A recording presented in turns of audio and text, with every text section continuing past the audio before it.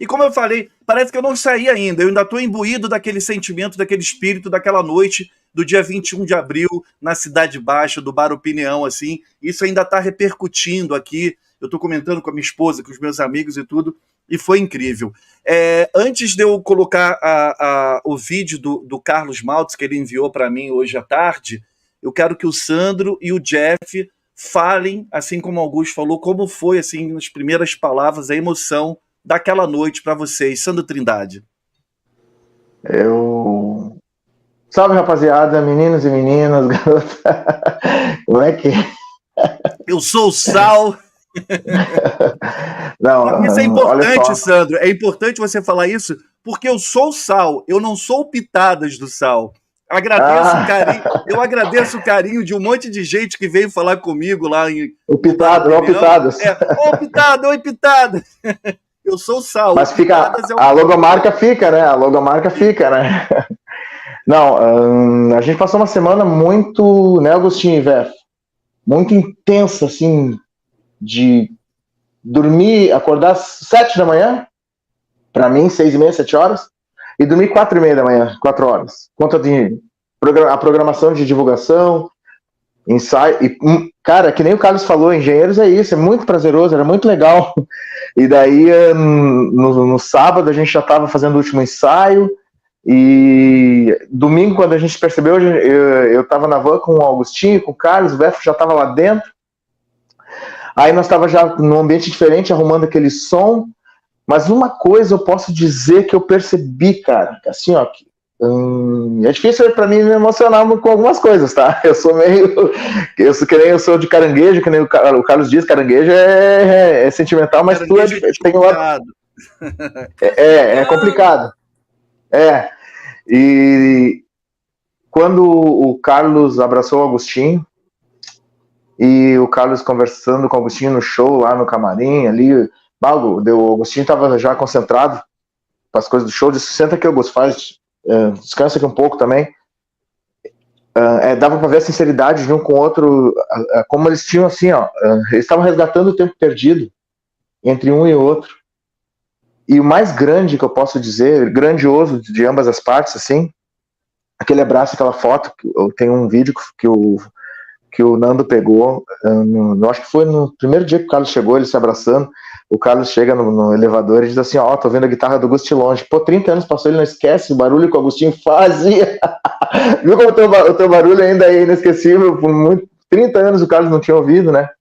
Então, o mais emocionante para mim quando o Carlos abraçou o Pitts também.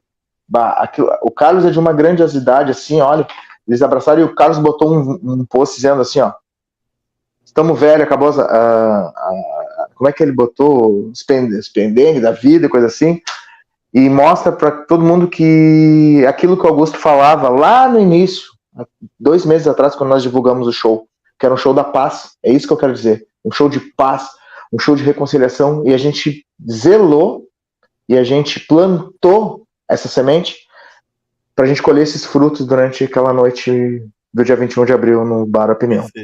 Como eu disse aqui antes para vocês, né, eu só consigo digerir o show 2 dias depois. Porque qualquer show que eu faço, eu não consigo perceber a sensação de como foi, porque eu entro numa imersão interna para mim, eu tenho coisas para fazer, né, e burburinho, coisa assim, mas depois eu consigo parar e perceber, ó, foi legal, tudo, sabe? Foi como eu tô vendo agora, nesses últimos dias aqui. É natural, porque a gente está tão ligado, já te passo a palavra, Jeff, mas a gente está tão ligado nas coisas que a gente passou o show, a gente continua ligado nas coisas. E aí demora um tempo para a poeira baixar. E para mim aconteceu assim, 3 dias depois, eu estou de volta aqui no Rio, que eu acordei no meio da madrugada. Aí começou assim uma sensação de pensar no que tinha acontecido, como tinha acontecido. Acho que é importante dar um crédito para o Nando Estigarribia, que registrou esses momentos de reencontro, Carlos comigo, com o Pitts. Então foi muito bacana. E tem um detalhe que depois me toquei, o Sandro começa a gravar o Carlos, quando ele está caminhando no corredor lá do estúdio de ensaio do Pablo. O Nando. Foi o Nando. O Nando estava começando a gravar na câmera, no celular, não sei. Aí eles entram, o Carlos comenta, né, que estava ouvindo o timbre da minha guitarra e tal. E eles entram no elevador e ele vai apertar o botão está escrito AL. Augusto Lix. Achei aquilo muito... Uma coincidência. Eu não sei o que significa no elevador aquilo. Também não faço ideia. Mas é Augusto Lix a partir de agora. Todo botão de elevador que tiver a L é Augusto Lix. A gente vai dar uma apertadinha no Augusto Lix.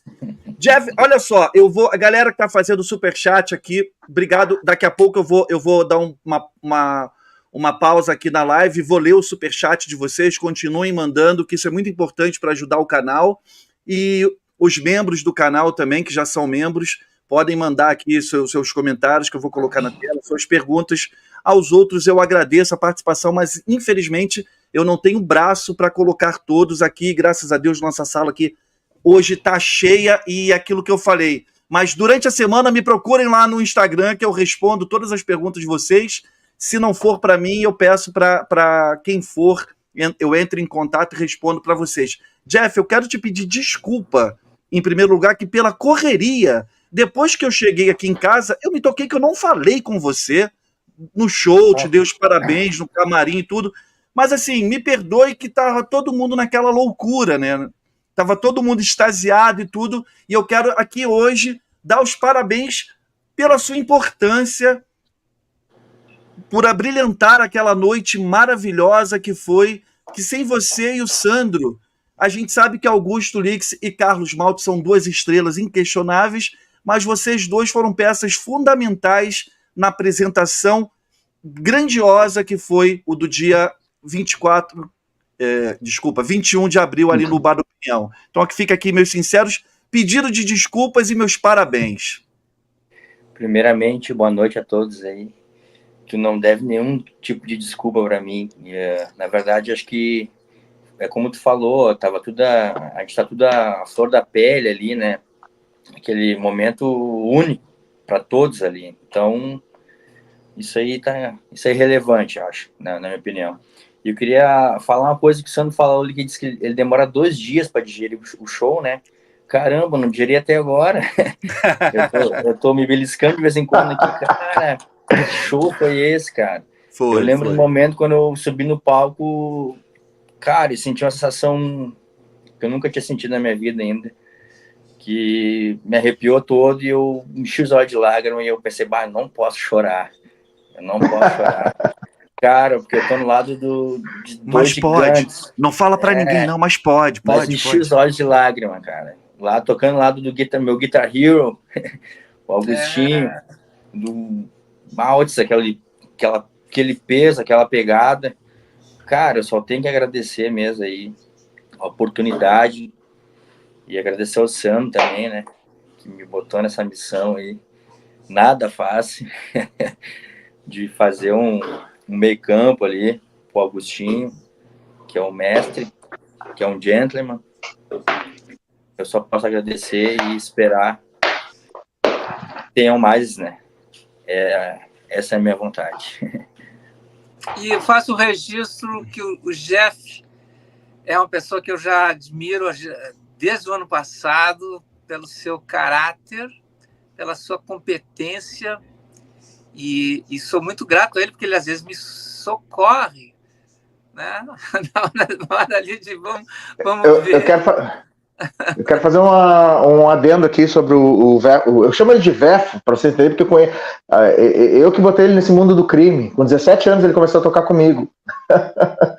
Ele era um pirralhinho, um gurizinho assim, de toco de amarra-bode, né? E o Vefo é uma peça fundamental para o Augustinho poder destilar do brilhantismo que ele tem, porque o Vefo segura algumas notas, o Augustinho fica ali, porque assim, ó, o Augusto deixou uma coisa muito... O Augusto foi muito feliz quando ele citou um lance que, naquela época que tinha a banda, ele tinha recursos para fazer N coisas. tá? Hoje, aqueles recursos, ele teve que adaptar comprando pedais, né? Comprando... para quem não sabe, o Augusto voltou a tocar mid pedalboard, que eu não olhava para o Augusto, senão eu me perderia. É um show. Sandro, te liga, foca em ti, te concentra, tu foca e faz. Eu me concentro mais no baterista, né? Porque se eu olhar para o Augusto fazendo os pedal, eu me perco, né? E o Augusto voltou a tocar mid pedal, ele comprou pedais, teclado, né? Ele comprou pedais para ainda suprir algumas coisas que ele fazia naquela década de 90 e 90. E o Jeff tá junto ali para poder deixar o Augusto mais livre, para poder fazer o brilhantismo e aquelas linhas, aquelas frases de guitarra fantásticas que ele pode se destacar. É que nem um time de futebol, um depende do outro. Somos quem podemos ser, por exemplo, o Augusto faz o riff, mas se não tem aquele riff do Augusto, como é que vai sem aquela base do Jeff? Entendeu? Porque eu tô no baixo. Por isso que dá aquele brilho. Na Revolta dos Dantes também. Tem aquela base de violão e o Augusto faz aquele riff maravilhoso. Pô, ele pode fazer aquilo ali no show e o Jeff fazendo, segurando a base. Que é legal que o Augustinho, tu começa a ver os vídeos na época, ele nunca tocava igual as guitarras, entendeu? Então tu vai tocar a música do Engenheiros, e cada vez ele faz uma linha diferente, e uma linha é melhor que a outra, então tu fica naquela coisa, o que eu vou fazer quando for tocar, né? Vai tocar qual linha que ele faz, porque ele é muito criativo, né? Na criação, na arte. Então, às vezes fica difícil, né? Nós reproduzir isso, né? Ao vivo. Muito autoral, né, velho? Isso, muito autoral. E quando como tocou de duas guitarras, a gente conseguiu mesclar isso, né? Todas essas linhas que ele fazia. E acho que deu mais liberdade para ele também, né? Eu acho que, reforçando isso, Jeff, tem dois detalhes, assim, são coisas muito sutis que talvez as pessoas que assistiram o show talvez nem tenham percebido. Mas a gente, com duas guitarras, a gente consegue algumas coisas a mais para não ficar se repetindo. Por exemplo, músicas que a gente gravou em estúdio e que eram muito difíceis de reproduzir ao vivo, porque tinham overdubs. Eu gravei mais de uma guitarra, eu gravei uma guitarra slide, eu gravei um dedilhado, gravei uma levada com drive. A gente, na época da banda, como um trio, a gente tinha que mudar obrigatoriamente, que seria impossível reproduzir aquilo ao vivo. Então, agora, a gente conseguiu resgatar e fazer algumas coisas que como trio era impossível. E, além disso, dá para mesclar, por exemplo, a gente gravou, a gente tocou nesse show de domingo, dá um exemplo, algumas músicas que eu inseri soluções de diferentes apresentações. Por exemplo, refrão de um bolero. A gente começa lá, né, o piano, a introdução do Bésame Mucho, aí tem aquele efeito com o volume da guitarra, né? Depois um arpégio. E quando entra no refrão, não sei se vocês perceberam, mas eu inseri no filme de guerra. A melodia que eu usei no filmes de guerra, o semiacústico na Sala Cecília Meirelles. Claro, então, que eu percebi. Então tem uns outros momentos aí, mas aí eu não conto. Posso falar outro momento, só para fechar esse assunto? Claro! A live é de vocês. Um momento que eu tive que me concentrar para não me desfocar, porque no ensaio eu não prestei muita atenção, porque no ensaio eu fico cuidando do Carlos, e o Carlos toca pegado, né? Eu e o Carlos tem que ficar juntos ali. Canibal vegetariano, devora planta carnívora. Tem uma hora que o Agostinho faz um riff de trompete no skateboard. Sim, isso tá na gravação original. Sim, eu não percebi no ensaio. Quando a gente tocou ao vivo, que eu tava ouvindo tudo ali alto na minha frente, eu olhei assim e disse, pô, que massa. Daí o Jeff dando base. E o Augusto fazendo isso. Quem não percebeu estava encantado vendo o Augusto e o Carlos. Muita gente estava assim, ó, que era um dos motivos, né? E eles acrescentando o brilhantismo na banda com esses riffs que nunca seriam tocados ao vivo se não tivesse uma outra guitarra, né, Agostinho? Cara, total, total. Agora, assim, ó, é preciso dizer, olha, depois de 31 anos, a gente se propôs a revisitar 7 anos de intensa atividade. A gente fazia mais de 60 shows por ano. Então, saía, num fim de semana, a gente pulava de uma cidade para outra. Então, a eficácia, a eficiência, os arranjos, a gente ia mudando aqui e ali, buscando soluções melhores ou para não ficar na mesma coisa.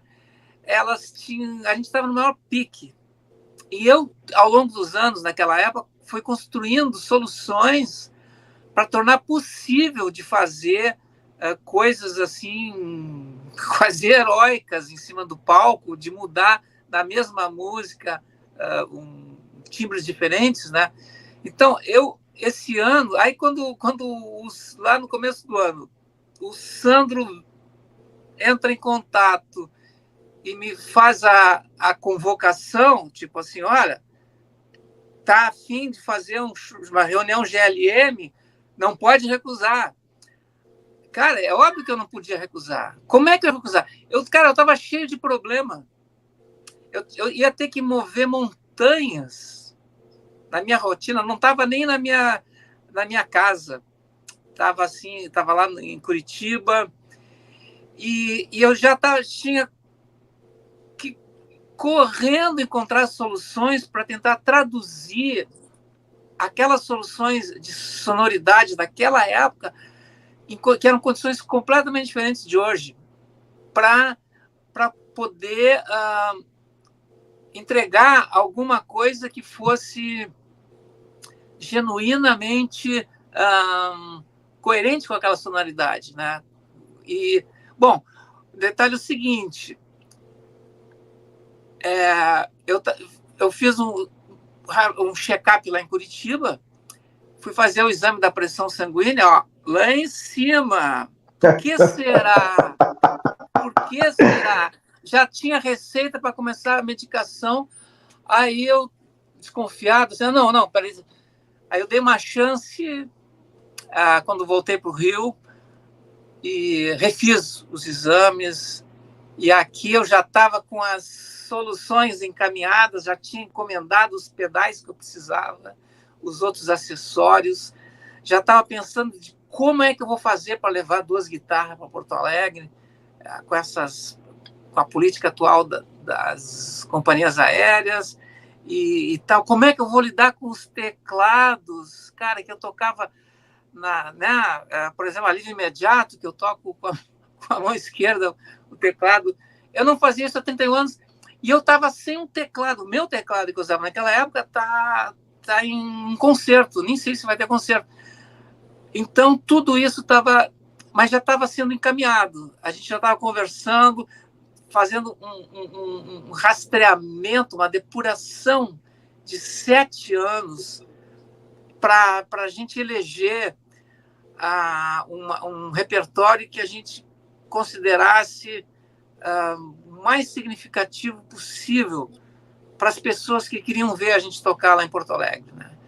Então, essa galera fantástica que veio, cara, das partes mais remotas do Brasil, de Macapá, Manaus, Roraima, São Luís, Piauí, o Ceará, Pernambuco, interior de Minas, BH, São Paulo, Rio, interior de São Paulo, Curitiba, interior do Rio Grande do Sul. Cara, é um negócio assim, se parar para pensar e foi fazer uma lista dessas cidades, cara, tu não vai conseguir registrar todas. É muito... foi impressionante. É verdade. Falei. Essa demonstração de carisma é impressionante.